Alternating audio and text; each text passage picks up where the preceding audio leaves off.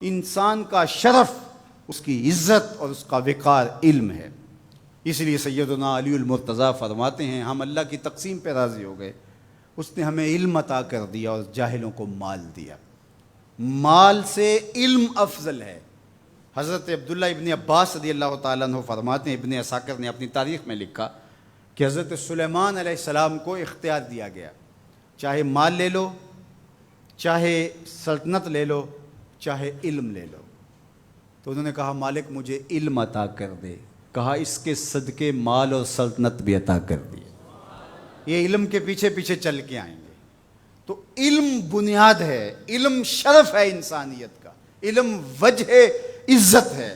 اس لیے علم حاصل کرنا یہ زندگی کی خوبصورتی ہے، اور ہم تو جس دین سے تعلق رکھتے ہیں اس دین کا آغاز ہی اقرا سے ہوتا ہے، اور ہمیں آخری سانس تک علم حاصل کرنے کی تلقین کی گئی۔ اطلب العلم من المہد الی اللحد، آپ ماں کی گود سے لے کر کے قبر کی آخری اینٹ تک علم حاصل کرتے رہیں، اور اس کے لیے سنگلاخ پہاڑوں کا سفر بھی کرنا پڑے، صعوبتیں بھی سہنی پڑے۔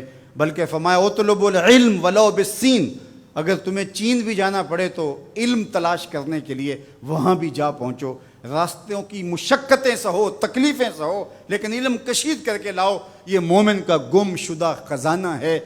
اگر کسی شخص کو ڈاکٹر یہ بتا دیں کہ تیری طبی صورتحال یہ بتا رہی ہے کہ تیرے پاس زندگی کی چند سانسیں باقی ہیں، آج ڈاکٹر کہہ دیتے ہیں کہ اس کی مریض کی خدمت کر لو، کینسر اس سٹیج پہ پہنچ گیا کہ اب بچنے کی کوئی امید باقی نہیں رہی، مریض کو بھی بتا دیا جاتا ہے کہ اب اللہ اللہ کر لو، رب کو راضی کر لو، اب زندگی بس مہمان ہے، چراغ سحر ہے، بجھا جا رہا ہوں، یہ معاملہ ہے تمہارا، تو اب بس اپنی آخرت کی فکر کرو۔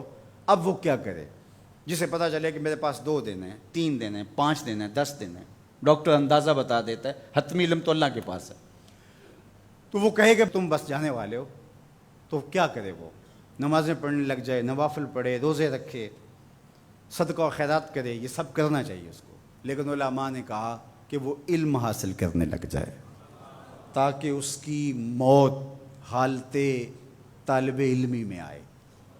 اور سنن دارمی میں روایت موجود ہے، حضور علیہ الصلوۃ والسلام کا فرمان کہ جو شخص علم حاصل کرنے میں مصروف ہوا اس لیے کہ اسلام کو زندہ کرے، فوت ہو گیا، وہ علم حاصل کرتے کرتے طالب علمی کے دوران انتقال کر گیا، قیامت کے دن اس کے اور نبیوں کے درمیان صرف 1 درجے کا فرق ہوگا۔ علم کی وجہ سے اس کو یہ شان اور یہ عظمت نصیب ہوگی۔ تمام علماء اس پہ متفق ہیں کہ علم عمل سے بہتر ہے، اس لیے کہ عمل صفت العبد ہے اور علم صفت اللہ ہے، صفت باری تعالیٰ ہے، صفت معبود ہے۔ معبود کی صفت عبد کی صفت سے افضل ہوتی ہے، تو علم جو ہے وہ افضل ہے عمل سے، عبادات سے۔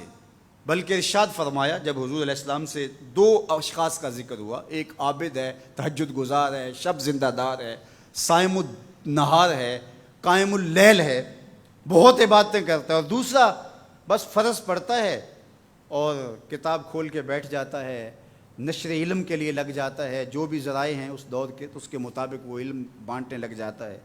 تو دونوں کے بارے میں پوچھا گیا تو آقا کریم نے کیا جواب دیا؟ فضل العالم علی العابد کا فضلی علی ادناکم، عالم کی فضیلت عابد پر اس طرح ہے جس طرح تم میں سے ایک عام آدمی پر میری فضیلت ہے۔ عالم کا موازنہ جاہل سے یہاں نہیں ہو رہا کہ جو مطلق جاہل ہے اور ایسا جاہل کہ جو عمل سے بھی خالی ہے۔ عالم کا مقابلہ یہاں بدکار سے نہیں ہو رہا، عالم کا مقابلہ یہاں کافر سے نہیں ہو رہا، تہجد گزار سے، شب زندہ دار سے اس کا موازنہ ہو رہا ہے، اور یہ رات کو سویا رہتا ہے لیکن دن کو نشر علم کرتا ہے، اور دوسرا راتوں کو بھی جاگتا ہے، دن کو بھی روزے رکھتا ہے، عبادات، ذکر، اذکار، تسبیح و تحلیل، زندگی کا معمول خوبصورت، صحیح معنی میں عابد ہے، زاہد ہے، تہجد گزار ہے۔ اتنا فرق ہے، ایک روایت میں یہ ہے جس طرح 14ویں رات کے چمکتے ہوئے چاند کی فضیلت ستاروں پہ ہوتی ہے، اور جتنا یہ فرق ہے اس طرح عابدوں پر عالم کی فضیلت ہے۔ تو یار اگر وہ عالم ساتھ عابد بھی ہو وہ عالم ساتھ تہجد گزار بھی ہو، شب زندہ دار بھی ہو، تو پھر اس کے درجے کتنے بلند ہوں گے۔ اس لیے فرمایا کہ صبح اس حال میں کر کہ تو عالم ہو یا طالب علم ہو یا علماء کی باتیں سننے والا ہو یا علماء سے محبت کرنے والا ہو۔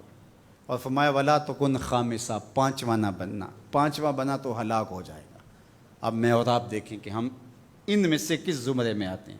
تو کہا یا خود عالم بن جا، یا علم سیکھنے والا بن جا، یا علماء کی بات سننے والا بن جا، یا ان کے ساتھ محبت کرنے والا بن جا۔ ولا تکن خامسہ، پانچواں نہ بننا۔ اللہ ان چاروں میں سے ہمیں کوئی بنا دے، اور ہم علم کے جمال کو اپنا اوڑھنا بچھونا بنا لیں۔